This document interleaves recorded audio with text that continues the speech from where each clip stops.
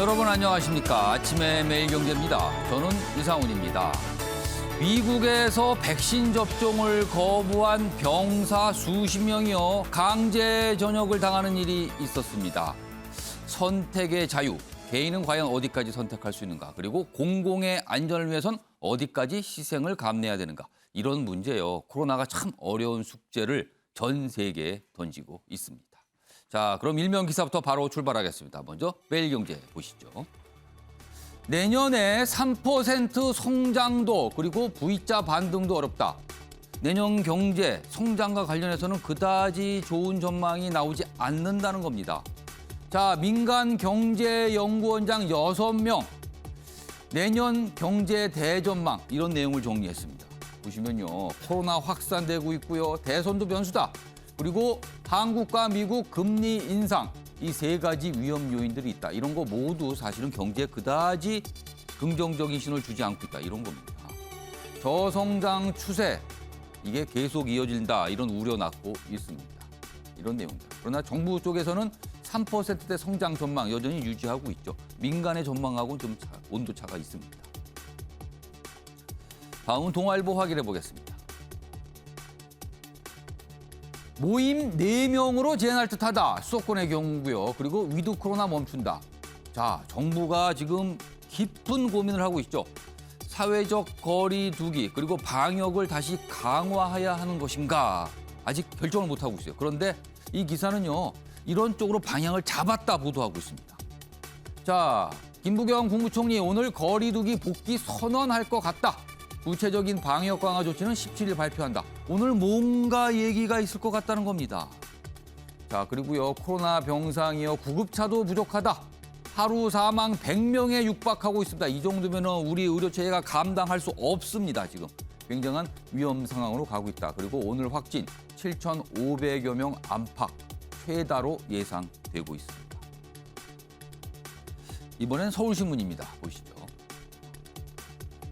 자, 오전에는 검토한다. 그런데 시간이 조금 흘러서 오후가 됐는데 없었던 일로 하자. 이 뭡니까? 여당의 부동산 정책 손바닥 뒤집듯 바뀌고 있더라. 어제 하루 사항을 이렇게 묘사했습니다.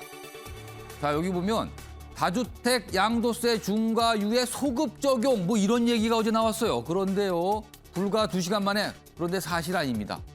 번복을 한 셈이 됐습니다. 얘기 꺼냈다? 번복했다. 이런 거죠. 그리고요. 이틀 전에는 공시가 현실화 뭐 검토한다 이런 얘기 있었는데 또 검토 안 한다고 또 바로 나왔어요. 어떻게 된 겁니까? 손바닥 뒤집듯 바뀌고 있다. 다 선거 때문이 아니냐 이런 얘기 나옵니다.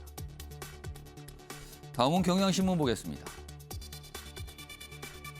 먼저 사진 좀 봐주세요.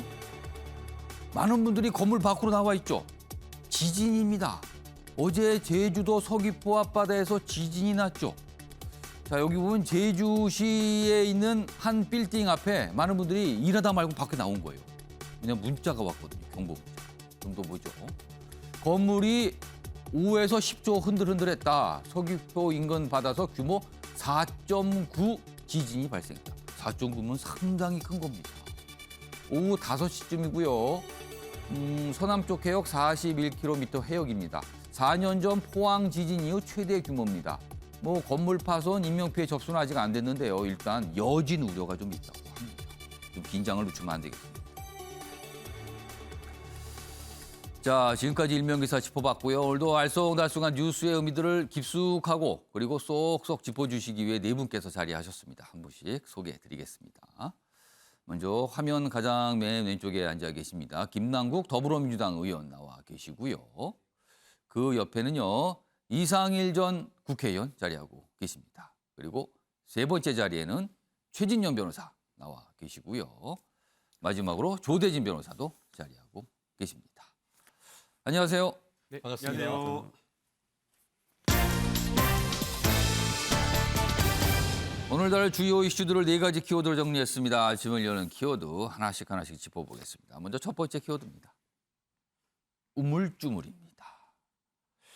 지금 중증 환자 상황 그리고 코로나 확진 상황, 병실 상황 다 심각합니다. 전문가들은 뭔가 정부가 지금 강력히 조치를 취해야 된다고 계속 얘기를 하고 있어요. 그러나 정부는 아직 똑부러진 결정을 못하고 있습니다. 언론들은 우물쭈물이라고 묘사를 하고 있습니다. 두 번째 키워드 보겠습니다. 미지수다, 미지수다. 그러니까 최근에 이재명 더불어민주당 대선 후보가 중요한 정책과 관련해서 그동안 여당과 청와대 입장과 다른 내용들의 공약을 말하고 있습니다. 그러자 그에 대해서 여당 내에서 뒷받침하려는 움직임, 목소리 나오고 있거든요. 그런데 과연 이게 실현이 될 것인가? 왜냐하면 여당 내에서도 완강한 반대 목소리가 있거든요. 그래서 일단은 지금으로선 미지수다. 이런 얘기입니다. 세 번째 키워드는 현실화된 리스크. 제1야당인 국민의힘. 윤석열 대선 후보의 부인 얘기 그동안 끊임없이 나왔죠. 그런데 어제 뭔가 보도가 됐습니다. 그리고 목소리가 나왔습니다. 리스크가 터진 거 아니냐.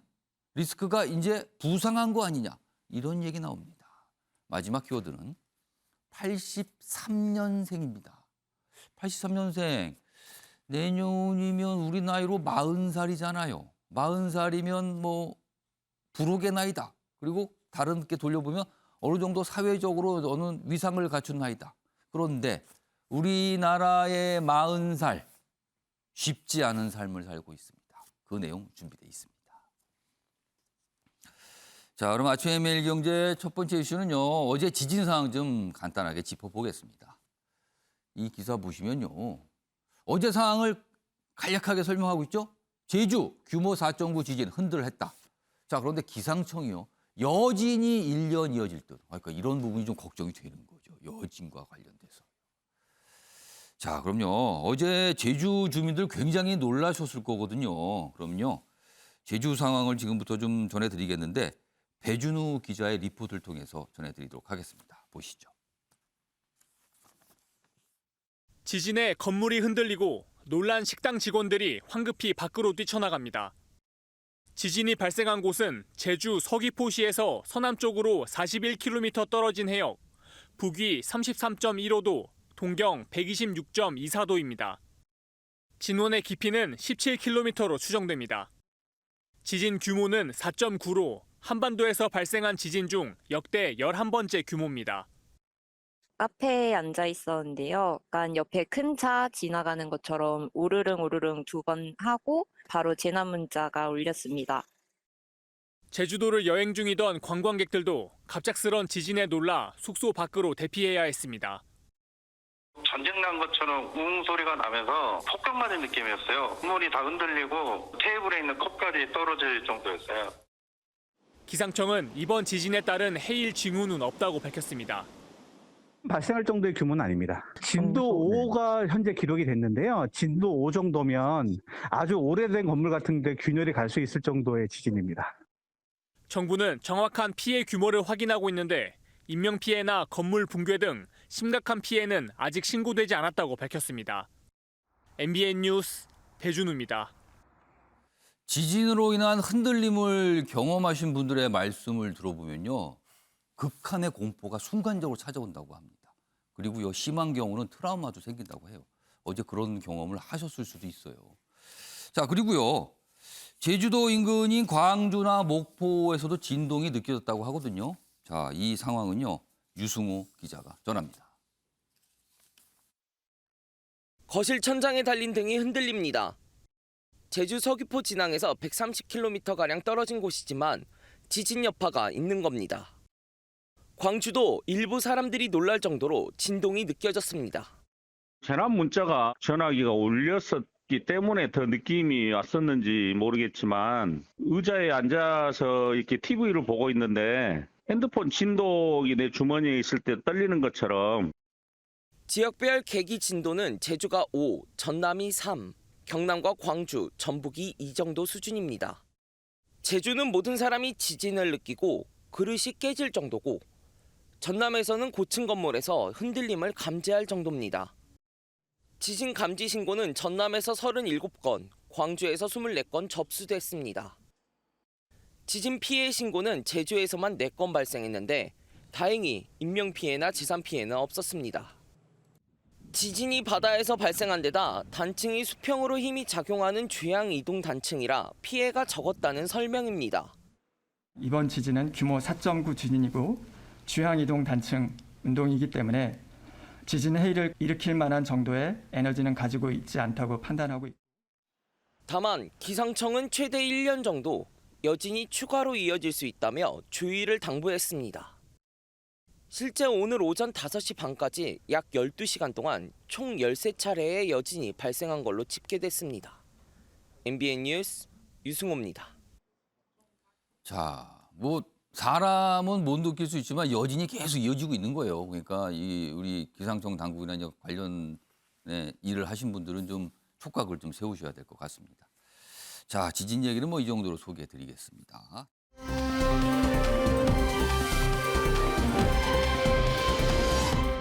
다음은 코로나 상황 좀 짚어보겠습니다.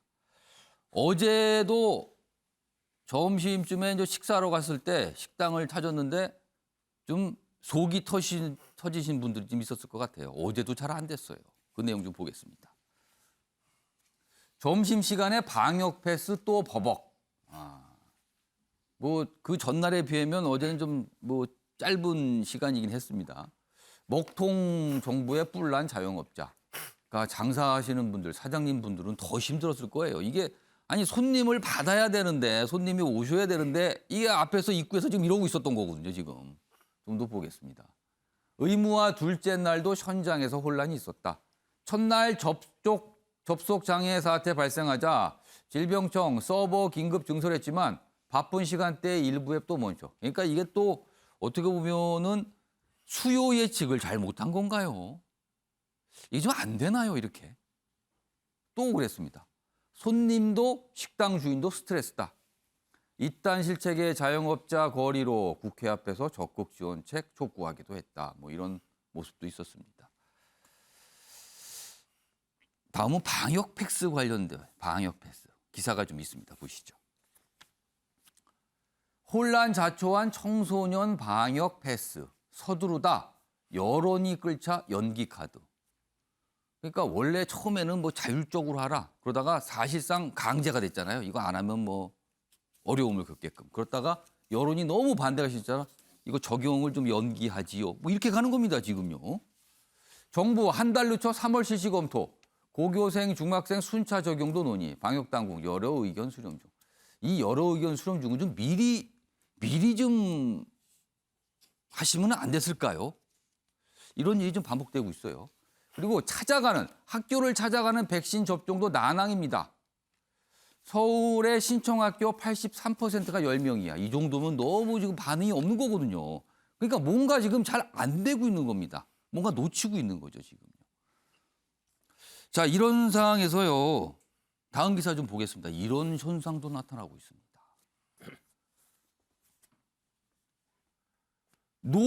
미접종자존.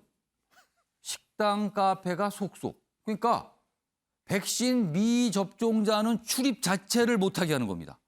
근데 지금 정부의 방역 지침에 따르면요. 미접종자분은 혼자 가서 식사를 하거나 뭐 차를 마실 수 있고요. 그리고 단체로 6명까지 모였을 때 그중에 한 분은 미접종자 가능합니다. 그런데요. 이런 운영하시는 분들이 구별 자체가 어렵다는 거예요. 그리고 번거롭기도 하고 이거 일일이 다 뭐 그거 따질 수가 없다는 거예요. 그러니까 아예 그냥 오지 마세요 이렇게 되는 겁니다. 그러자 차별 안 된다. 보이콧 움직임도 있다는 거죠. 좀 더 보죠. 업주들 미접종자 확인 어렵고 적발된 과태료 최대 300만 원이다. 그러니까 아예 오지 마세요. 이렇게 되는 겁니다. 혼밥 혼술도 못하게 생겼다. 인터넷에서는 거부 후기 속속 올라오고 있다. 여기 보면 이런 사진이 있네요. 서울에 있는 한 식당 앞에 붙어 있는 겁니다. 죄송합니다. 백신 미접종자 출입을 제한합니다.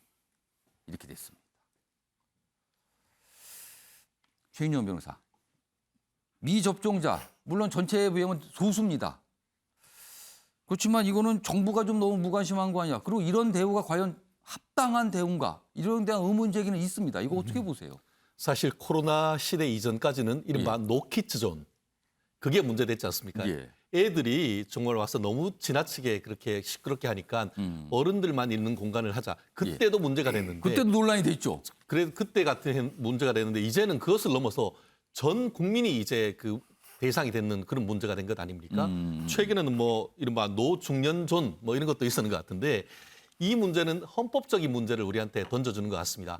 기본적으로 말씀하신 것처럼 그 식당을 운영하시는 분들 같은 경우에는 영업의 자유가 있지 않느냐. 내가 안전한 손님만 받아서 손님들을 안전하게 식사를 하게 하겠다는데 거기에 대해서 감나라 배나라라고 한다는 것은 그렇죠. 잘못됐다. 그러니까 이것이 아차에서 실수해서 문제가 생기면은 과태료가 300만 그렇죠. 원이다. 300만 원까지 있고 예. 2명 이상 있는데 그 사람이 그 어떻게 보면 쓱 들어와서 할 수도 있는 그런 예. 부분이기 때문에 아예 그것을 막자. 그리고 예외 규정도 둔다고 합니다. 아예 안 되는 것이 아니고 예를 들어서 PCR 검사로 해서 음성 확인서, 격리 해제서까지 있을 경우에는 설령 이게 확인이 맞지 않았다 한다 하더라도 들여보낸다라는 예외 규정을 뒀다는 점에서 본인들은 정당하다는 반면에 지금 본인들이 백신을 맞고 싶어도 맞지 못하는 분들이 있지 그런 않습니까? 분들도 있을 수 있어요. 그런 분들을 내가 꼭 오늘 가서 그 식당에 식사를 하고 싶은데 백신 미접종자 출입 제한한다? 이게 도대체 무슨 말이냐 이런 부분이 있을 수 있어서 결국 영업의 자유와 또 어떻게 보면 행복 추구권, 일반적 행동의 자유 이 부분이 충돌되는 문제인데 저는 개인적으로 그렇습니다. 사실 지금 같은 경우에는 완전히 그것을 출입을 금한다면 이건 위헌적 문제가 있을 수 있지만 말씀드린 것처럼 미접종자도 예외 규정을 둔다라고 한다고 하면은 그런 부분에서는 우리가 좀 더 이해할 부분이 없진 않다라고 하는데 그럼에도 불구하고 저 같은 경우에도 아이들 중에서 이미 2차 접종까지 맞은 애도 있지만 어린 친구들은 아직까지 맞지 않은 친구들도 있단 예. 말이에요. 가족들이 갔을 때 사실 난감한 부분이 있는데 결국은 그 가급적 어떻게든 국민들에게 백신 접종을 예. 안전하다는 걸 확신을 주고 어떤 후유증에 대한 어떤 국민적인 국가적인 어떤 배려 이런 부분에 대한 것이 확인이 돼야 이런 부분이 극복될 수 있지 않을까 싶은데요. 본질적으로 말씀드린 것처럼 행정력을 동원해서 이 백신을 코로나 사태를 극복할 수 있는 국가 정부의 노력이 중요한 시점이다. 저는 그렇게 봅니다. 자, 조대진 변호사. 네. 기억을 돌려보면 초기에 사회적 거리두기 할 때는 뭐 백신 접종 여부를 따지지 않았어요. 그냥 인원 제한을 했었잖아요. 네. 처음에는. 그러다가 이게 변화하면서 점점 백신 패스로 간 건데 자, 이런 상황에서 좀 차별을 받았다고 판단하신 분들이 법적으로 문제를 삼을 수도 있는 거 아닙니까? 이건 어떻게 보세요? 방금 최진영 변호사님께서 말씀을 주셨는데 이제 헌법적인 문제로 이제 접근을 할 수는 있습니다. 근데 이제 이게 헌법도 물론 당연히 최상위법이니까 중요하죠. 헌법적 가치가 되게 예. 중요한데 지금은 평상시 사안이 아니라 전시 상황이라고 보시면 됩니다. 전시 상황에서 사람의 목숨이라든지 이런 부분들을 판단하는 것이 뭐 실질적으로 정부에 있어서의 판단, 정책적 판단에 이런 주가 되는 경우들이 더 많기 때문에 지금 예. 정부도 이런 부분들을 헌법적 가치에 당연하게 조금 문제가 된다라는 부분들 그걸 전제로 해서 이게 판단을 하고 있고요. 예. 지금 이런 부분들을 지금 통제를 하지 않으면 지금 전시 상황이라고 아까 말씀드렸는데 더 큰 예. 위험한 상황들이 올 수도 있기 때문에 예. 물론 지금 백신을 맞지 않아 가지고 불평을 하시는 분들이 당연히 있을 수 있어요. 하지만 지금 자체가 백신율의 접종률이 80%에 가까워지고 있는 상황 아닙니까? 80%를 넘어서지 않았나요? 네, 거의 90% 육박했죠, 지금? 네. 예. 거의 전 국민이 다 맞아가는 상황이기 때문에 지금은 이런 헌법적 가치에 따른 차별적인 부분을 문제 삼기보다는 예. 오히려 지금 전시 상황이라는 거를 이해를 하고 이런 부분을 차라리 따라가주는 시민성을 발휘하는 게 더 낫지 않을까라는 생각이 듭니다. 네. 최인정 변호사께 추가 질문 하나 드릴게요. 지금 정부에서 부스터샷을 굉장히 강조하고 있어요. 3차 접종이잖아요. 지금 방역 패스는 일단 2차 접종까지만 적용이 됩니다. 근데 3차 접종을 맞았는가 안 맞았는가 여부에 방역 패스를 적용하는 문제는 어떻게 좀 판단하세요? 그거는 좀 과도한 것 아닌가 하는 생각인데요.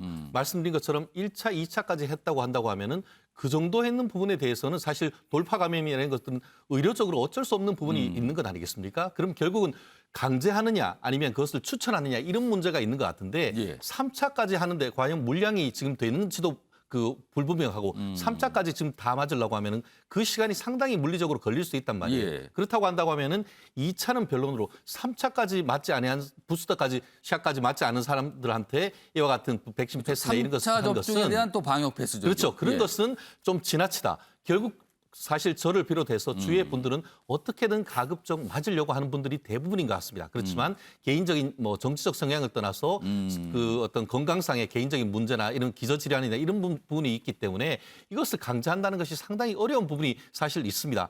물론 그럼에도 불구하고 그 대부분은 이미 1차, 2차 맞아서 개인적으로 몸에 어떤 이상이 없다는 분들은 대부분 제 주위의 분들은 3차 백신 최대한 빨리 맞으려고 하는 그게 보이거든요. 예. 그렇다고 하면은 그런 부분을 국민들한테 이제 납득시키려는 것, 그리고 만약에 어떤 문제가 있을 때에는 그 부분에 대해서 국가가 확실히 책임진다는 그런 보장이 있다고 하면은 누가 안 맞으려고 하겠습니까? 그런 것을 그 국민들한테 홍보하고 어떤 그 보장을 해주는 것보다 그냥 안 하면 우격다짐으로 모든 것을 밀어붙이려고 한다는 데에 대해서 국민들이 많이 반발을 하고 특히 저도 어린아이들이 있습니다만 어린아이 학부모들이 그런 부분에 대해서 더 강하게 반발하는 것은 바로 그런 부분이 아닌가 생각합니다. 정부에서는 지금 화이자, 모더나 뭐 어느 정도 충분하게 확보한 상태다. 그리고 부스터샷을 좀 적극적으로 접종해 달라. 뭐 이런 당부를 하고 있으면서 약간 어떻게 보면 계속 좀 밀어붙이고 있는 상황인데요. 방역 패스 문제가 또 같이 관련돼서 얘기 좀 나오고 있습니다.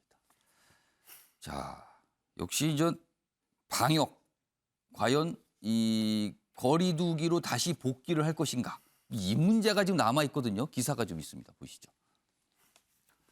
아무도 결단을 않는 특단의 대책. 지금 정부에서 계속 특단의 대책 얘기는 해요. 이게 지금 다 시나리오도 있고 준비돼 있다. 그러나 결정이 안 되고 있는 거죠. 청와대 수요일, 목요일 상황 좀 지켜보자. 오늘, 내일 상황을 좀 보자는 거예요. 여기 보면 청와대 관계자의 얘기죠. 방역 조치 준비돼 있다. 그리고 총리, 소상공인 피해 고려해야 된다. 질병청장 적절한 대책 검토 중이다. 똑부러진 뭔가 결정은 아니에요. 뭔가 이제 준비는 돼 있다. 그리고 좀 보고 있다. 뭐 이런 거죠. 문재인 대통령이 이제 호주 방문 중인데 오늘 귀국하죠. 문재인 대통령 귀국한 후에 결론이 뭔가 나오지 않을까 이렇게 좀 전망하고 있습니다. 자, 이와 관련해서 어제 청와대 박수현 소통수석이 언론 인터뷰를 통해서 한 얘기가 있습니다. 확인해 보겠습니다. 이렇게 엄중한 시기에 정부의 대책이나 조치가 우물쭈물하거나 미진하다거나 그럴 일은 없다고 생각하고 거기에 맞는 조치는 이미 다 준비되어 있지만 그 카드를 선택하는 문제는 그때의 상황에 따라서 하게 된다. 수요일, 목요일을 이번 주의 상황을 한번 지켜보자는 말씀을 드립니다. 이런 가운데요. 다음 소식이 어제 있었습니다. 기사로 보시죠. 이재명 민주당 대선 후보 즉각 거리두기 강화해야 한다. 그리고 피해볼 소상공인은 사전에 보상한다.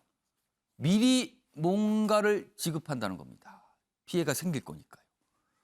어제 긴급 성명을 발표했습니다. 어제 이재명 후보가 확진자하고 그 영남 방문 때 확진자하고 접촉을 해서 좀 검사를 받고 하루 집에서 대기하고 있었거든요. 그 사이에 성명이 나왔어요. 일상회복 잠시 멈춤 긴급 성명을 냈어요. 정부의 손실보상 등 지원책을 요구했다. 그리고 백신 국가 책임제 시행하자. 뭐 이런 얘기도 꺼냈습니다. 자, 어제 직접적으로 집에서 나와서 뭔가를 발표할 수 없기 때문에 대독을 했거든요. 그 모습 확인해 보겠습니다. 총력 대응을 넘어서는 특단의 대책을 실행해야 할 때입니다. 안타깝지만 일상 회복에 잠시 멈춤이 필요합니다. 첫째, 즉각적인 사회적 거리두기 강화 조치를 정부에 요청합니다. 둘째, 거리두기 강화에 따른 국민 안심 대책 시행이 반드시 필요합니다. 자, 김남구 의원께 질문 좀 드릴게요. 어제 왜 긴급 성명을 좀 냈을까요? 어제 예고가 갑자기 됐어요, 기자들에게. 그래서 무슨 내용을 발표하나 싶었는데 이 내용이었거든요. 그리고 대통령이 지금 외국 해외 방문 중인 상황에서 지금 정부가 뭔가 똑부러진 결정을 못하고 있는 상황이잖아요. 뭔가 정부를 좀 압박하는 의미가 있을까요? 어떤 의미가 있을까요? 이제 이재명 후보 같은 경우에는 지금 한 달 반 정도 메타버스 선거운동을 하면서 예. 전국 방방곡곡 실제 국민들을 직접 만나고 있습니다. 그 메타버스라는 게 매일 타는 버스입니까? 매주 타는 버스입니까? 매주 타는 버스라고 버스죠. 해가지고 예. 메타버스 하면서 많은 국민들을 이제 찾아뵙고 있는데요. 굉장히 지역에서 호응이 좋습니다. 뭐 시장 찾아가고 또 지역의 청년들 찾아가면서 예.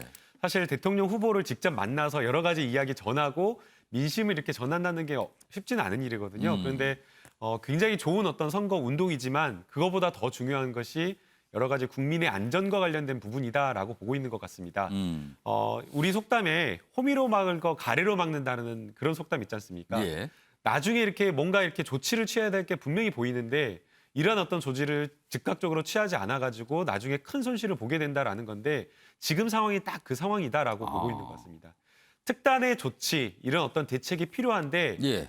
결단을 빠르게 내리지 못해서 오히려 더 큰 손실을 국민들이 입고 또 소상공인 자영업자들이 어려운데 거기에서 더 많은 피해를 본다라고 한다면 국민들에게 이거는 있어서는 안 된 일이기 때문에 대통령 후보로서 본인의 어떤 선거나 이런 것들도 중요하고 예. 필요하다라고 생각될 수 있지만 더 중요한 것이 국민적인 어떤 국가적인 이익이기 때문에 일단은 우리가 선거운동도 중단하고 그리고 또 특단의 대책을 강구해야 된다라고 이게 기자회견을 한 겁니다.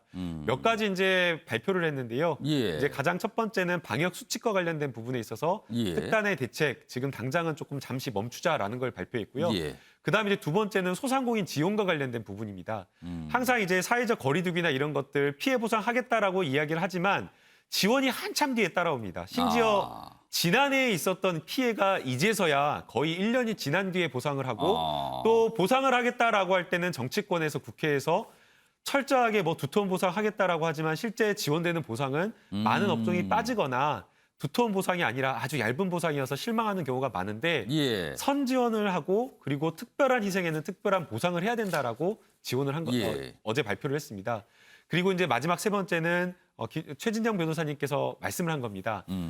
이게 방역 백신과 관련되어서 안전해야지 맞을 수가 있는데 부작용과 관련되어서 국가가 확실하게 책임을 지지 않는다라고 하면 어떻게 국민이 안심하고 맞겠냐라는 겁니다. 예. 그래서 이 부분과 관련되어서도 네거티브 방식을 도입하자. 그래서 지금은 인과성을 국민이 입증하도록 했는데 그것이 아니라 거꾸로 인과성이 부인되지 않으면 국가가 무조건 보상하는 체계로 가자라는 것을 정부가 입증해봐라. 이게 부작용이 아니라는 걸. 네, 그렇게 되는 맞습니다. 거네요, 그러면은. 네, 그래서 이 세 가지 발표를 어제 했습니다. 자, 이상일 전 네. 의원님. 보면은 지금 청와대 조금 더 어떻게 보면 올라가면은 대통령이 약간 결단을 못 내리는 분야에 대해서 이재명 후보가 뭔가 강하게 얘기한 거예요. 이거를 여당 후보와 대통령의 차별화로 해석하면 좀 무리일까요? 어떻게 보십니까? 글쎄 이재명 후보가 선거를 지금 앞두고 있기 때문에 예. 표를 의식한 측면도 있고 선거다 역시 선거다.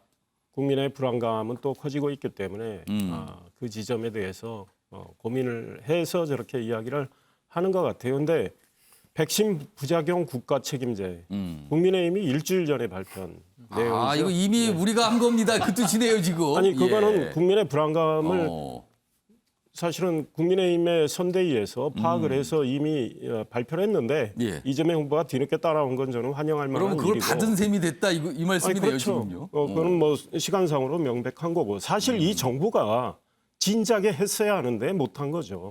정부가 무능했기 때문에 야당이 그런 주장을 하는 겁니다. 그다음에 그 일상 회복에 대한 잠시 멈춤. 예. 이거 그저께 김종인 위원장이 이야기했지 않습니까? 이것도 한 거다 우리가 했다. 아니 그러니까 그게 국민적인 지금 생각이라고 이제 저는 보고 있고요.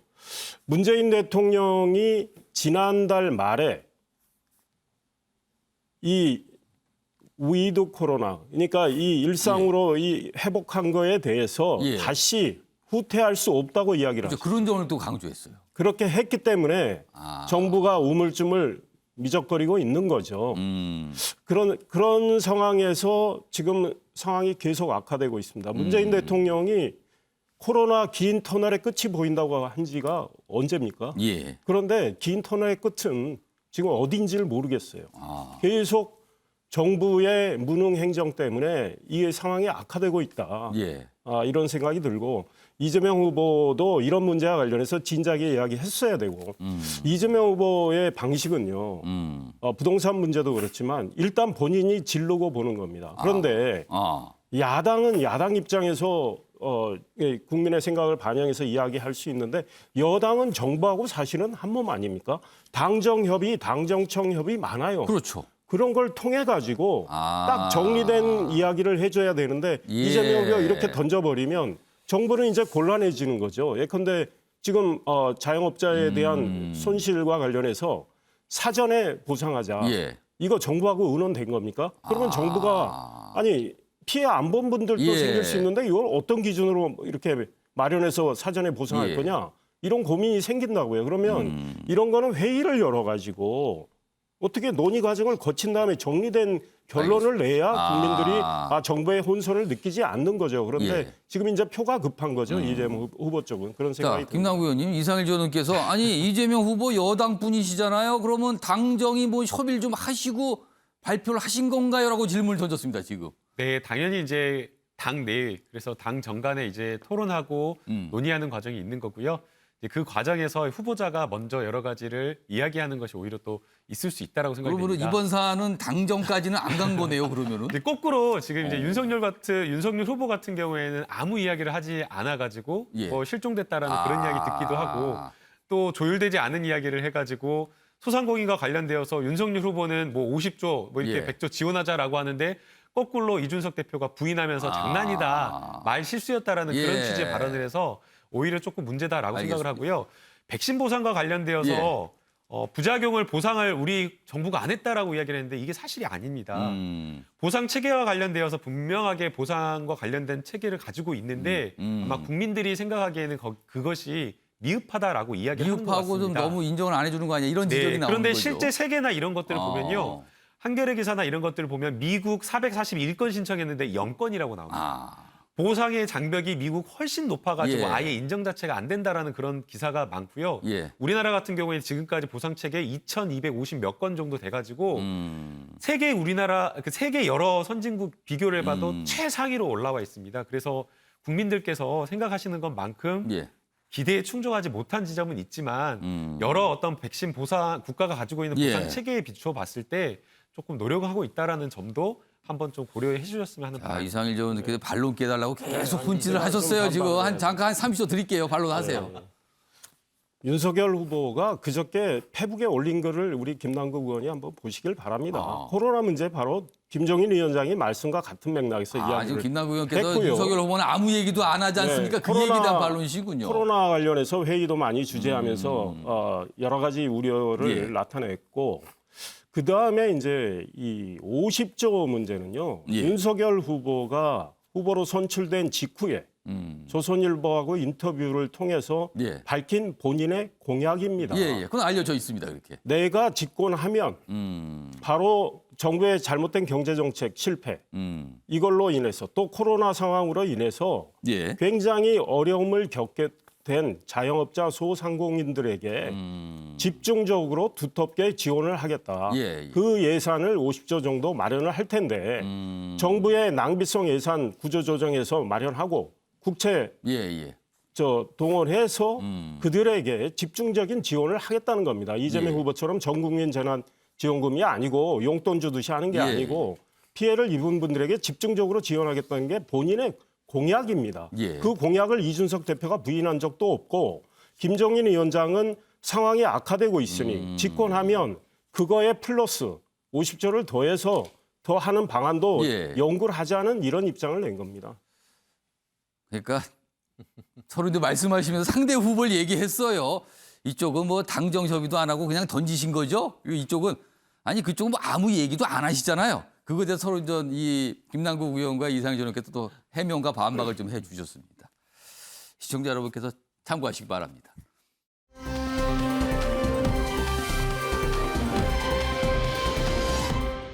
이런 가운데 이재명 후보의 최근 어떻게 보면 정책에 대한 굉장히 중요한 얘기를 좀 꺼냈거든요. 근데 그게 과거, 지금까지 민주당의 입장과는 결이 다른 내용들이 많이 나왔어요. 그거에 대한 당내 분위기는 어떤가? 이걸 좀 다룬 기사들이 있습니다. 보시죠. 이재명 중과유예, 그러니까 다주택자 양도세 중과를 뭐 1년 정도, 뭐 아니면 그 안에 또 기간이 또 여러 가지 나눠지긴 하지만 1년 정도 유예하는 부분, 이 얘기를 꺼냈거든요. 그러자 이 돌출안에 힘을 보탠 여당, 그런데 여당 내 일부에선 부글부글. 부글부글이요. 좀 더 보죠. 여기 보면 당내 반발이 뭐냐면요. 아니 지난 1년, 과거에 1년 유예 때도 꿈쩍 안 했다. 집 안 나오더라. 안 내놓는다. 근데 이거 뭡니까? 이런 반발이 있어요. 근데 또 당에서는 의견 수렴 거쳐야 된다. 이런 목소리 나오고요. 그리고 일단 또 당은 뭔가 좀 뒷받침을 하려는 또 움직임도 있고요. 그러니까 이게 약간 갈등상으로 갈 수 있다는 거죠. 올해 안에 뭐 법안 개정 이런 얘기 나오는데 이게 과연 쉽게 되겠는가 이런 얘기도 적혀 있습니다. 다음 기사도 하나 더 보겠습니다. 이재명 부동산 정책 뒤집자 친문 문의 뜻과 다르다. 이런 반발의 목소리가 있다는 거예요. 그러니까 이 민주당과 문재인 대통령 그리고 청와대 이 부동산 정책은 사실 어떻게 보면은 이념적 기조하고도 연결된다 이런 평가를 그동안 받았거든요. 근데 이게 바뀌게 되니까 뭔가 반발이 있을 수 있다. 여기 보면요. 목소리가 적혀 있는데 신뢰가 무너져 더 큰 혼란 올 수 있다. 투기 심리 유발할 수 있다. 이런 반발의 목소리가 있다는 겁니다. 이 얘기 좀 해보겠습니다. 조대진 변호사하고 김남국 의원께서는 여권에 계시니까 짧게. 조대진 변호사. 여당 내 반대 목소리가 좀 꽤 나옵니까? 분위기 좀 어떻게 느끼세요? 반대 목소리라기보다는 이제 기존에 뭐 진행했던 그 정책의 그 방향이 있지 않습니까? 예. 기존의 방향이 있기 때문에 그 방향에 관련돼서 조금 결이 다른 예. 말씀을 하신 거 아니냐 이재명 지사께서 뭐 얘기를 한 거 아니냐라는 얘기가 나오고 있는데 이거를 이제 일부 신문에서는 부동산 정책을 뒤집었다라고 뒤집기 뭐 이런 표현도 나와요. 네, 이렇게 지금 설명을 하고 있습니다. 근데 이제 이재명 후보께서는 이런 부동산 정책을 뭐 뒤집었다라기 표현하기보다는 현실적으로 지금 부동산 정책에 관련된 현재 상황을 조금 고려해서 탄력성 있게 반영해야 된다라는 그런 입장이지 전부 다 막 일체적으로 뒤집는다는 그런 표현은 맞지 않는 것 같고요. 네. 그러한 측면에서 지금 당에서도 이런 부분에 후보의 뜻을 어느 정도는 받아서 연계하고 또 같이 새롭게 조립하는 그런 모습을 조금 취하려고 하는 것이 입장이라고 보여집니다. 그러니까 후보의 뜻을 따르는 분위기가 더 강하다. 네, 저는 그렇게 생각을 합니다. 네네네. 자, 김남국 의원님.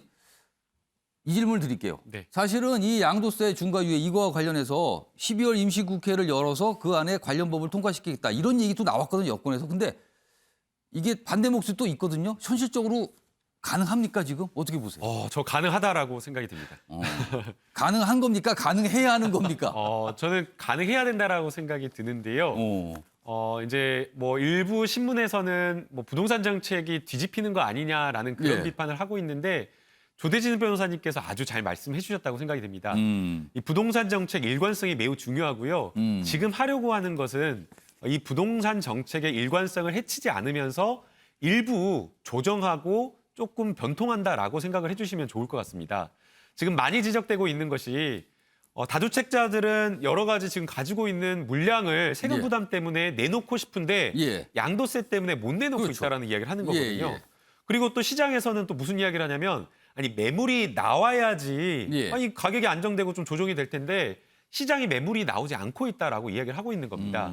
그래서 지금 현재 잠겨 있는 이 물건, 이 매물들을 나오게 하기 위해서는 일시적으로 한시적으로 양도세를 완화해줘서 다주택자들이 시장에 물건을 내놓을 수 있는 상태를 만들어주는 게 매우 좋다, 중요하다라고 지금 보고 있는 거고요. 김남국 그런데 지금 말씀하신 그런 내용과 건의 지적은 한참 전부터 나왔어요. 근데 왜 지금 이거를 후보가 꺼냈고 여당이 뒷받침하려 하는가? 이거에 대한 질문이 있습니다. 이건 어떻게 답을 하시겠습니까? 그러니까 그 당시에 그 정책을 조정하고 만들었던 사람들의 어떤 시각과 가치, 신념 이런 것들과 그리고 그때 그 당시에 어떤 시장 상황 이런 것들이 조금씩 다르지 않았나라는 생각이 듭니다.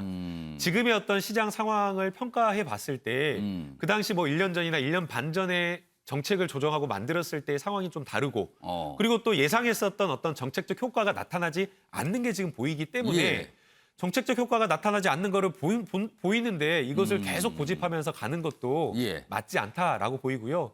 이재명 후보의 장점 중 하나가 실용주의 또 유연하다 그리고 또 시장을 중시하고 존중한다라는 겁니다. 2018년도 뭐 여론조사 2018년도 17년도였던 걸 제가 신문에서 봤는데 지자체 단체 중에서 친기업적인 어떤 자치단체장이 누구냐라고 하니까 1위가 이재명 그런 평가가 좀 있었어요. 그래서 이런 어떤 후보의 특성도 저는 반영된 정책이라고 저는 혹시 생각합니다. 대선이 만약에 내년 3월에 없었더라면 여당이 과연 이렇게 움직였을까? 이 질문은 어떻게 답하시겠습니까? 그렇더라도 움직였을 거라고 생각이 되고요. 선거에 상관없이 움직였을 것이다. 네, 그러나 조금 느리게 움직였었겠죠. 알겠습니다. 김남국 의원의 답변이셨습니다. 몇 가지 질문인데요. 지금 두 분 발언께 드릴게요. 먼저 최인영 변호사. 근데 사실은요, 이게 내용을 보면 지금까지 국민의힘, 그러니까 제1야당에서 주장했던 내용들이 많이 있어요. 그 지금 나온 말 등에 역시나 이 내용도. 국민의힘이 속으로 조금 당황하는 거 아닐까요? 어떻게 보세요? 그렇진 않고요. 환영할 것 같습니다. 결국 그 민주당의 이재명이 아니고 이재명의 민주당이다라고 예. 하면서 본인 색깔을 지금 드러내고 있는 것 아니겠습니까? 결국 그 좋게 말씀드리다고 하면은 김남국 의원님 말씀처럼 유연하게 얘기를 한다라고 하지만 예. 그 부분에 대해서 국민들이 과연 믿을까? 신뢰성이 있는가에 대해서 상당히 의문을 제기하고 있는 것도 사실인 것 같은데요. 무슨 말씀이냐면은 결국 이와 같은 것은 선거를 앞두고 지금 좀 전에 예. 지금 질문하신 것처럼 선거를 앞두고 중도 보수의 표심을 잡기 위한 한마디로 산토끼를 잡기 위한 정책을 던진 것 아니겠습니까? 예. 결국 기본적인 그 문재인 정권의 부동산 정책을 뒤집는다 한다 하더라도 어쨌든 지금 선거를 앞두고 예. 중도 표심을 잡고자 하는 나름대로의 카드다라고 얘기를 하는데요. 예. 어쨌든 간에 그 중도 표심을 잡기 위해서 열심히 하는 것은 충분히 저도 어떻게 보면은 박수를 칩니다. 그런데 예. 과연 이것에 대해서 신뢰성이 있는지에 대해서 국민들은 의문을 제기하는데 무슨 말이냐 하면 얼마 전에 이재명 그 후보가 뭐라고 했습니까? 존경하는 박근혜 대통령이라고 했는데 예. 그거에 대해서 진짜 존경하냐 했더니만 존경한다고 해서 진짜 하는 줄 그 말이 믿느냐라고 참 회자가 했듯이 됐죠. 예. 지금은 표가 급하니까 정책을 뒤집고 양도세력세 중과도 내린다고 하지만 막상 본인이 선거에 당선됐을 때 그와 같은 정책을 할 것이냐에 대해서 많은 중도 보수 표심들이 의문을 제기를 하기 때문에 과연 이와 같은 카드가 유효할지에 대해서는 상당히 의문이라고 봅니다. 이상일 전 의원께는요. 지금 여당 내에서 양도세, 다주택자 양도세 중과 유예, 1년 정도 유예하는 부분을 법을 개정해서 12월 임시국회 때 그 법을 통과시켜서 시행하자 뭐 이런 움직임이 좀 있었거든요. 그런 얘기가 나오고 있어요. 국민의힘 입장에서는 그 법안 개정에 적극 협조할 의사가 있다고 보세요? 그거는 국민의힘 원내대표단에서 논의를 해야 된다고 생각하고 이재명 후보의 이런 지금 입장 표명이 예. 문재인 정부의 부동산 정책 실패를 인정하는 겁니다. 아, 이렇게 나오는 게 실패를 인정하는 셈인 그렇지 거다 지금 이게 않습니까? 그러니까 사실상 이제 내용을 대선을 보면. 앞두고 민심이 나빠지니까 이재명 후보가 치고 나오는 건데 이 역시 당내 논의도 거치지 않고 치고 나와서 당내에서 반발까지 생기고 진성준 의원은 이재명 후보 선대위의 공동 상황실장인데 반대한다는 그렇습니다. 입장까지 반대 내고 목소리 있지 좀 강하게 않습니까? 됐어요. 그리고 지금 박수현 청와대 국민소통수석 예. 이건 다음 정부가 할 일이라고 이야기했어요. 정부하고 청와대 지금 논의도 안 된 걸 표 때문에 던진 거고요. 무엇보다 이재명 후보는 이걸 1년 중과 유예를 하는 겁니다. 예. 1년. 예. 근본적으로 고치겠다는 이야기는 아닙니다. 그러니까 작년 근본적으로 7월에 작년 작년 7월에 적용한다. 입법을 하는 거 아닙니까? 예. 국민의힘이 반대했는데 밀어붙여서 입법했습니다. 그 기재위원회에서 기립 표결로 처리했어요. 그때 소위 말해서 보유세도 중과하고 거래세도 중과를 했습니다. 보유세를 높이면 거래세는 낮추는 게 정상이에요. 근데 둘 다 중과를 하고 예. 놨다. 그러면 그때 이재명 후보가 이렇게 가면 안 된다. 부작용을 미리 예상해서 이재명 후보가 예. 입장을 냈다면 예. 지금 하는 말씀이 진정성 있게 들릴 수 있어요. 그러나 이재명 후보 그때 아무 말씀도 안 했던 상황입니다. 그러다가 그 조세 정책과 부동산 정책의 실패로 온 국민들이 고통을 겪게 되고 민심이 나빠지니까 예. 이제 와서 이렇게 먼저 독단적으로 던진 셈이죠. 당내 의견 조율도 없이 예. 정부와 청와대의 어떤 논의도 거치지 않고 이렇게 던지고 나니까 민주당 내에서도 반발이 생기고 친문 의원들이 또 반발하고 이런 겁니다. 그런데 이재명 후보가 지금 후보기 때문에 예. 대선을 앞두고 있기 때문에 민주당이 따라갈지 몰라도 이런 것들에 대해서 국민들이 이미 최 변호사님 말씀하신 대로 과연 믿어줄까 이런 물음표가 있고요. 하나 제가 이재명 후보께 드리고 싶은 질문은 예. 1년 중과 유예입니다. 예. 이재명 후보 권력을 다시 잡게 되면 예. 제가 보기에 1년간 딱 중과 유예한 거 그거 지키고 그다음에는 다시 과거 정책으로 갈 가능성이 큽니다. 이재명 후보의 여러 가지 그동안의 예. 정책이나 내신 거 보면 뭐 세금 폭탄 많이 때리시겠다는 그런 취지의 이야기들이 많았기 때문에 심지어 국토보유세 이야기도 하셨고 그래서 이재명 후보는 지금 일시적으로 표를 위한 전술적 이런 입장을 내시는 거로 저는 생각합니다. 아무튼 이슈가 됐어요, 지금. 여당 대선 후보가 부동산 정책 등 여러 가지 정책에 대해서 어떤 얘기를 좀 했는데 그동안의 여당의 결과는 좀 다른 목소리가 냈기 때문에 계속 이슈가 되고 있습니다.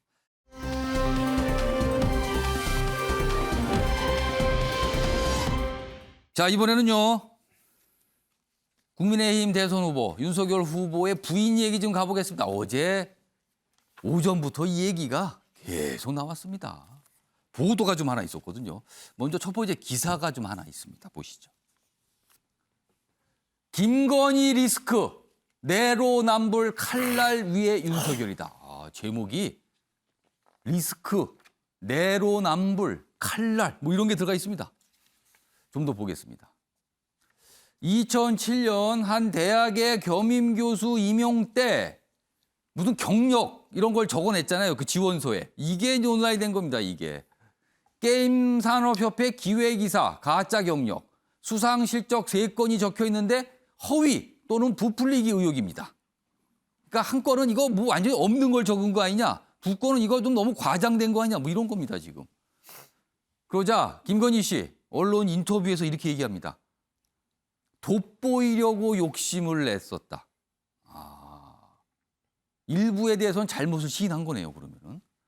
그런데 이렇게 되면 공정을 앞세운 윤석열, 가족 불공정, 도마에 오르게 됐다. 그래서 내로남불 이렇게 또 적혀 있는 겁니다. 지금. 다음은요. 어제 언론이 보도한 내용 먼저 정리를 좀 했는데요. 보시죠. 그러니까 한 대학의 뭐 교수 임용 지원서에 뭐 이런 내용들이 적혀 있는데 이게 이제 뒤늦게 알려진 거죠.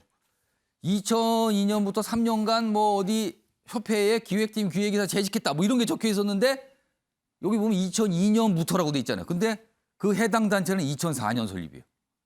뭐가 시점상 안 맞아요. 그리고 2004년 여기 보면 서울국제만화 애니메이션 페스티벌 대상이라고 적혀 있어요. 대상 수상했다고. 근데 이 부인 이름으로 된 출품작 자체가 없답니다. 근데 대상이라고 돼 있어요. 이 부분이 특히 논란이 됐죠. 그리고요. 다른 상도 있습니다. 두 가지 2004년, 2006년에 무슨 또 애니메이션 관련 뭐 특별상인데 이런 얘기가 나와요. 그 출품작이 있었긴 있었는데 그 제작에 직접적으로 참여한 거 없는 거 아니냐. 그럼 뭐 단체로 받았는데 개인상처럼 쓴 거 아니냐. 뭐 이런 의혹입니다. 이게 이제 이런 내용이 보도가 돼서 이제 발각한 거죠. 다음은요. 이런 사항에 대한 김건희 씨의 해명 인터뷰가 있었습니다. 여기 보시면 이렇습니다. 근무 경력 관련해서는 그러니까 기획이사 근무 경력 관련해서는 뭐 믿거나 말거나 기억이 안 난다. 기억나지 않는다. 협회 관계자들과 친하게 지냈고 이들이 학교 특강에 부르기도 했다. 그러니까 뭔가 가까웠다 이런 걸 또 강조했어요. 해명이 될런지는 모르겠지만 이런 설명이었습니다. 그리고요. 허위 수상 이력에 대해서는 돋보이려고 한 욕심 그것도 죄라면 죄. 이건 사실 인정한 셈이 됐어요. 다음 보겠습니다. 그리고 닷은 이런 얘기도 남겼는데 나는 공무원, 공인도 아니고 당시 윤석열 후보와 결혼한 상태도 아니었는데 이렇게까지 검증받아야 하나. 이거는 대통령 부인에 대한 검증 수위가 어느 정도까지 갈 수 있는 건가. 이거하고 또 연결되는 문제입니다. 이런 인터뷰 내용이 있었습니다. 조대진 변호사. 네. 어떻게 보셨습니까? 돋보이려고 한 것도 죄라면 죄. 뭐 이런 취지의 인터뷰 내용인데 어떻게 보셨습니까? 뭐 거짓말한 거 이제 걸린 거죠. 뭐 저는 그렇게 평가를 합니다. 이 당시에 뭐 전부 다 거짓말에 관련된 부분들 뭐 의혹들이 많이 있었음에도 불구하고 본인들이 침묵으로 일관을 했거나 오히려 뒤로 가짜 뉴스라고 뭐 이렇게 얘기들을 하고 있지 않았습니까? 그런데 지금 밝혀진 것만 방금 화면에서 나왔던 것만 이렇게 3개가 허위 경력과 수상 경력이 이렇게 나왔습니다. 그러면 그 기타의 그 의문으로 삼았던 뭐 매체가 의문으로 삼았던 허위 경력이라든지 가짜 경력 기재가 사실상 뭐 전부는 아닐 수도 있겠지만 상당 부분 거짓일 가능성이 높다라는 얘기죠. 지금 윤석열 후보가 제일 주장하는 게 공정입니다. 공정. 공정의 반대말이 거짓말이거든요.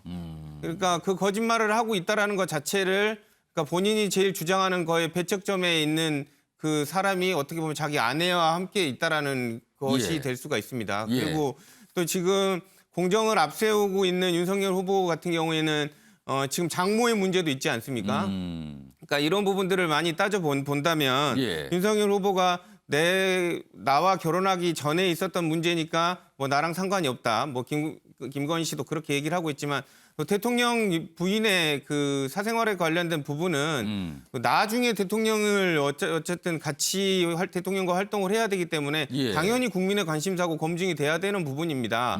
이런 부분을 거짓말을 했음에도 불구하고 이제 와서 무슨 상관이냐라고 얘기를 한다면 그건 국민에 대한 모독이고 결례죠. 네. 조대인 변호사, 아까 봤던 그 보도 내용 다시 한번 좀 불러오겠습니다.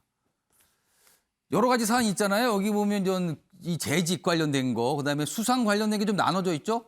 여기 보면 가운데 특히 이 부분인데 2004년 8월에 받았던 대상이라고 쓴 부분. 근데 이거는 아예 출품작이 없었단 말이에요. 근데 대상을 썼거든요. 특히 이 부분이 이거 사실상 인정하고 이제 허위임을 인정한 거 아니냐 이렇게 얘기가 나오는데 이게 법적으로 문제될 건 없습니까 지금? 일단 이게 지원서를 냈으면 그 지원서를 낸 그 기관 있지 않습니까? 이제 검토를 해야 되는 기관의 업무 방해가 될 수가 있습니다. 왜냐하면 거짓 경력을 기재를 했으면 좋게 보이잖아요.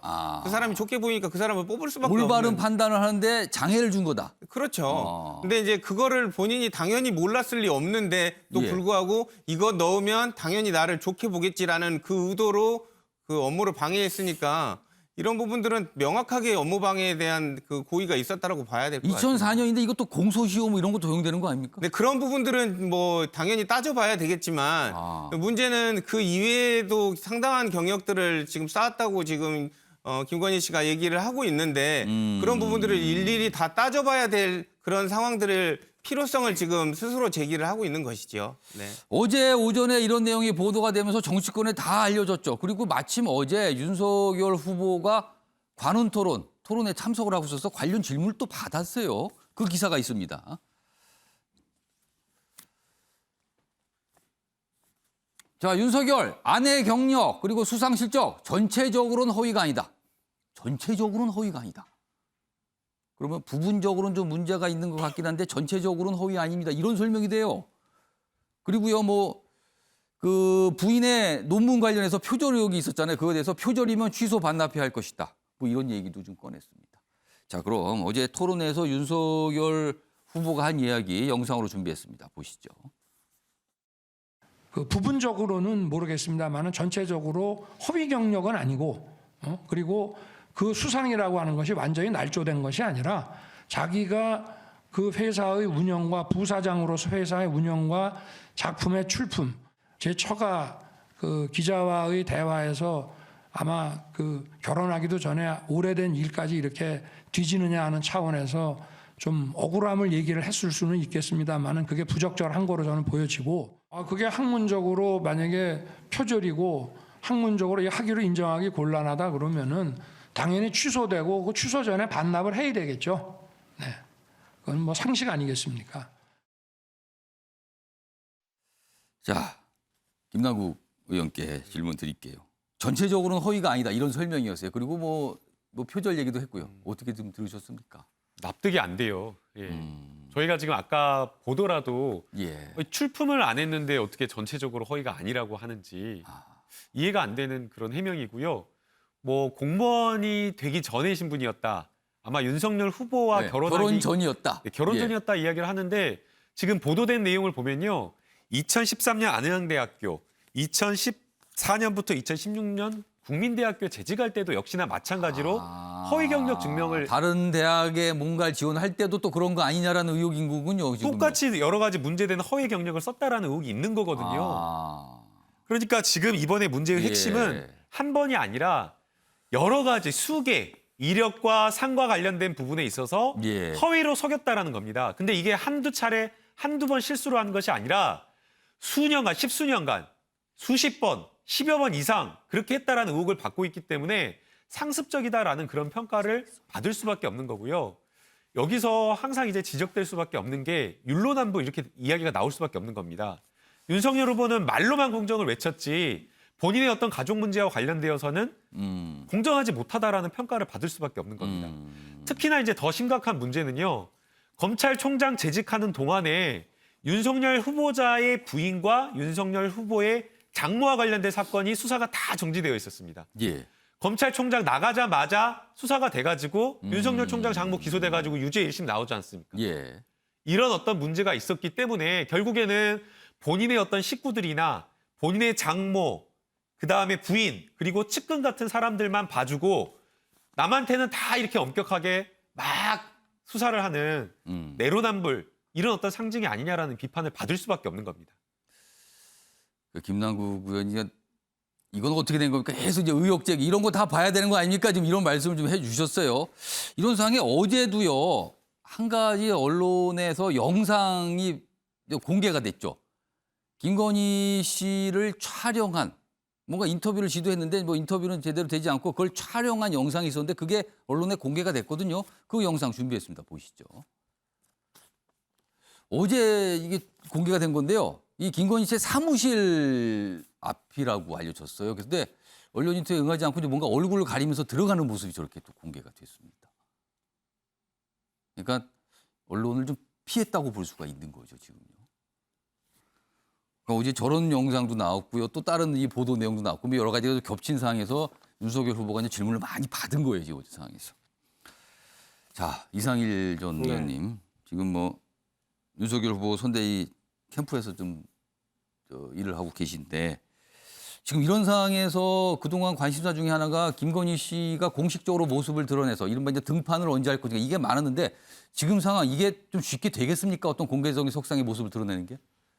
이 문제는 어차피 등장을 할 때 국민께 설명을 해야 되는 문제이기 때문에 어차피 설명을 좀 할 필요가 있다. 이에 이거는. 대해서는 이 문제하고 어제 그 지금 영상 보신 거하고 결부시킬 이유는 없고 저도 기자 출신이지만 더 팩트라는 거기 지금 인터뷰를 기습적으로 하려고 했던 거 아니에요? 어제 이제 그쪽에서 이제 영상을 공개를 한 거죠. 인터뷰를 하려면 요청을 하고 해서 한다면은 아니 김건희 씨 다른 YTN에 인터뷰 했지 않습니까? 오마이뉴스에도 인터뷰 했어요.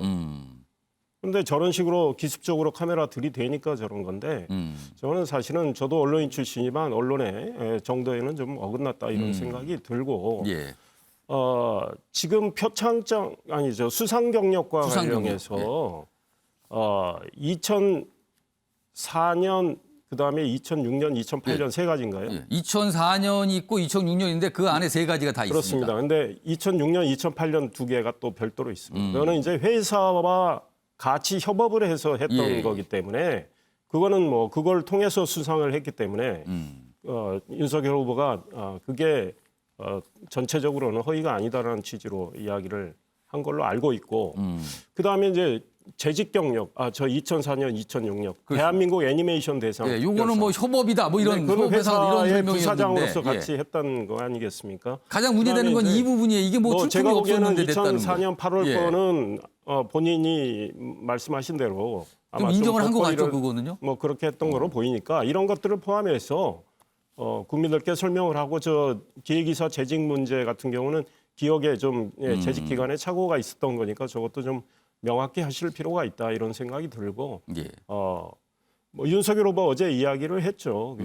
이 결혼 전 이야기지만 이렇게 검증을 받아야 되느냐 이렇게까지 이거에 대해서 후보도 부인의 그런 표현에 대해서 좀 적절하지 못했지 않았나 문제가 이런 있다라고 또 이야기를 했어요. 했고요.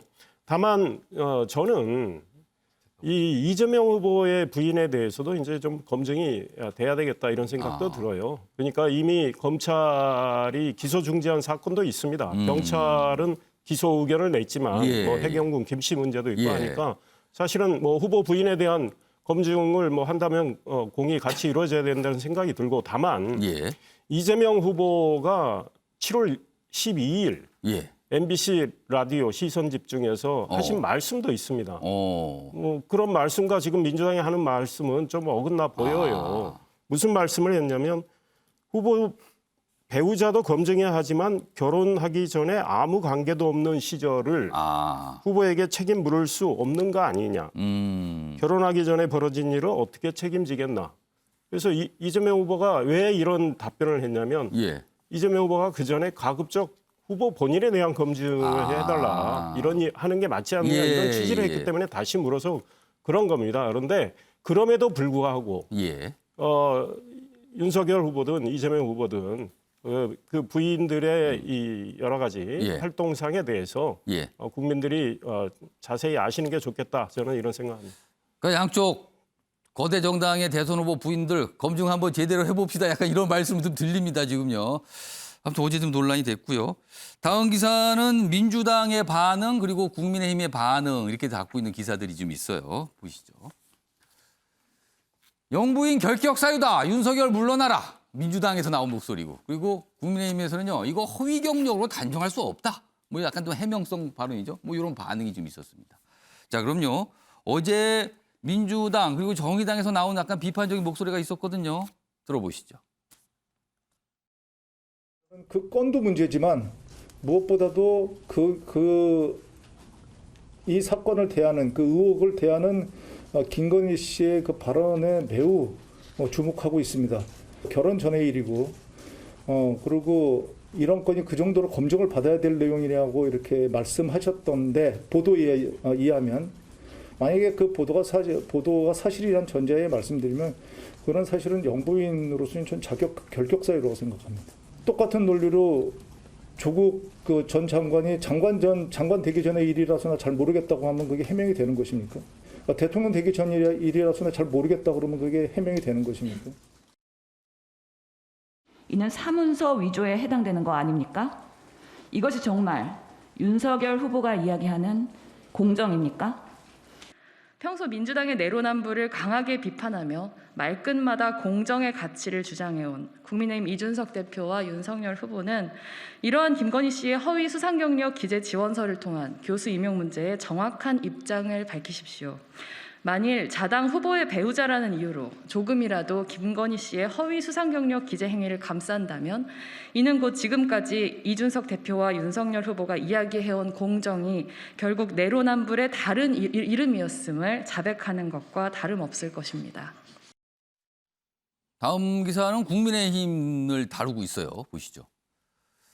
윤석열과 결혼 전의 일, 국민의힘 두 눈에 이런 비판이 있어요. 이거 부적절한 해명입니다. 이렇게 해명을 하시네요. 이런 시각이에요. 이준석 후보가 뭐 후보에 책임 묻는 거 과하다 뭐 이런 얘기를 좀 했거든요. 자, 그럼요. 이준석 대표의 이야기 어제 언론을 통해서 좀 얘기한 게 있는데요. 들어보시죠. 대부분의 거론된 사안들이 후보자와 배우자가 결혼하기 전에 이제 한참 전에 있었던 일로 보입니다. 그렇기 때문에 그걸 감안해서 바라보면 될 것 같습니다. 후보가 공직자로서 예를 들어 부인의 그런 어떤 처신에 대해 가지고 결혼 이후에도 제지하지 못했다거나 이랬을 땐 다소 비난의 가능성이 있겠지만은 그 전의 일에 대해서 후보에게 책임을 묻는 것은 과하다 이런 생각이 들고요. 자, 다음은요. 이수정 공동선거대책위원장. 어제 얘기를 좀 했는데요. 이와 관련해서. 우리가 뽑을 수 있는 제일 높은 선출직이 대통령인데 그 부인이 유감스럽게도 평범한 인생을 살아오지 못했다면 불법행위는 수사해야 된다. 불법행위는 수사해야 된다라고 얘기했어요. 다음 보겠습니다. 그런데 결혼한 지 8년밖에 안 된 남편이 아내의 과거 수십 년을 알 수 있는가? 그럴 가능성이 있는가? 그런 것까지 우리가 따져 묻는 세상이 되어야 하는지는 잘 모르겠다. 이건 약간 좀 다른 결의 얘기를 동시에 얘기 좀 했습니다. 이 얘기 좀 해보겠습니다. 최인영 변호사. 이거 좀 내로남불 시선을 받고 있어요. 지금 국민의힘과 윤석열 후보가. 이거 어떻게 좀, 이거 부담스럽습니까? 어떻게 좀 생각하십니까? 저는 이게 과연 내로남불 케이스인가에 대해서 좀 의문을 제기하고 싶은데요. 내로남불은 한마디로 내가 하는 것은 로맨스, 남이 하는 것은 불륜. 결국 같은 동렬에서 비판을 하는 것인데 그 비판의 대상이 조국 전 장관 아니겠습니까? 지금 민주당 같은 경우에는 조국 전 장관에 대해서는 그렇게 현미경처럼 하다가 본인한테 대해서는 그것에 대해서 부당하다고 하는 것이 맞냐라는 그런 제안인데 조국 전 장관은 장관 되기 전에 서울대 교수였습니다. 그 부분하고 이렇게 개인하고 어떻게 같습니까? 그리고 또 조국 전 장관은 개인 본인 가족들입니다. 그런데 결국 사안이 상당히 다른데 같이 하려고 하는 것은 상식적으로 국민들이 판단할 것이라고 봅니다. 조대진 변호사는 어떻게 보세요? 이 사안에 대해서? 김건희 씨도 교수 아닙니까? 뭐 그 같은 맥락에서 보면 어쨌든 그 검증이라는 부분 이런 부분들을 떠나서 일단 거짓말을 했다라는 부분들 자체가 부적격한 사유라고 저는 보고요. 그리고 일단 공정이라는 화두를 던져놨는데도 불구하고 그 옆에서 아내가 거짓말하고 있었다라는 거 그리고 그 이후에도 충분히 알 수 있는 기회가 있었음에도 불구하고 이런 부분들을 수정하지 않았다는 부분 자체가 윤석열 후보에게도 책임이 있다고 저는 봅니다. 이 사안이 어제 불거졌는데 이게 만만치 않아 보입니다. 정치권에서 여러 가지 좀 뭐 전망도 하고 있고요. 뭐 뭔가 좀 압박을 하는 쪽, 그다음에 뭔가 좀 걱정을 하면서 좀 방어하는 쪽, 뭐 이렇게 좀 나눠주고 있는 사안이다. 오늘도 아마 관련된 얘기가 좀 꽤 많이 나오지 않을까 싶습니다. 다음은요, 앞서서 키워드 때 좀 소개해드렸는데요. 83년생 얘기입니다. 내년에 우리 나이로 40이 되는 겁니다. 내년 40인데 10명 중 7명은 집이 없다. 이 뜻은요, 과거 같았으면 이 정도 나이면 집장만을 많이 했다. 근데 지금은 다르다라는 시각이 들어가 있습니다. 여기 뭐 통계청 분석인데요, 이렇게 나왔답니다. 기사 하나 더 있습니다. 자, 83년생 남성 10명 가운데 4명은 미혼이더라. 이건 결혼 문제도 있군요. 그리고 여성, 기혼 여성 25%는 출산 후 경력 단절이다. 83년들 얘기입니다, 지금. 여기 좀 더 보죠. 여기 보면은 영끌 열풍에도 주택 소유가 29%, 30%도 안 되군요. 그리고요, 1998년생을 보니까 여긴 14%. 아, 정말 집 사기 어려운 세상이라는 게 실감 난다는 겁니다. 김남국 의원님. 네. 우리나라 83년대는 정말 힘든 모습인 거예요. 어떻게 좀 보십니까? 네, 너무나 좀 심각하죠. 그러니까 부동산은 뭐 집값이 올라서 사실은 대출을 뭐 영혼 끌어서 다 대출 받는다고 하더라도 살 수가 없는 정도의 서울에는 장만할 수가 없다는 얘기 나와요. 불가능해진 상황이고. 그래서 집을 사기가 어려우니까 또 결혼도 어렵고. 또 역시나 마찬가지로 이렇게 혼자서 이렇게 하기가 어려우니까 같이 이제 함께 이제 부인도 함께 같이 배우자도 함께 일하는 걸 기대하는데 아까 뭐 출산해가지고 나온 다음에 경력 단절 25%나 뭐가 복귀가 된다. 잘 안 되는 거고. 네, 그러다 보니까 더더욱 이제 결혼을 꺼려하게 된다라는 건데요. 이래서 조금 더 특단의 대책이 필요하다라고 생각이 됩니다. 앞서 이제 저희가 양도세 완화라고 하는 것이 예. 집을 보유한 어떤 사람들에 대한 세금 부담을 완화하는 정책이라고 한다면 더 중요한 정책은 어떻게 보면 무주택자, 2030 청년들이 앞으로 어떻게 살아갈 것인가라고 하는 것에 대한 주택 공급에 대한 정책이 더 절실하다고 생각이 듭니다.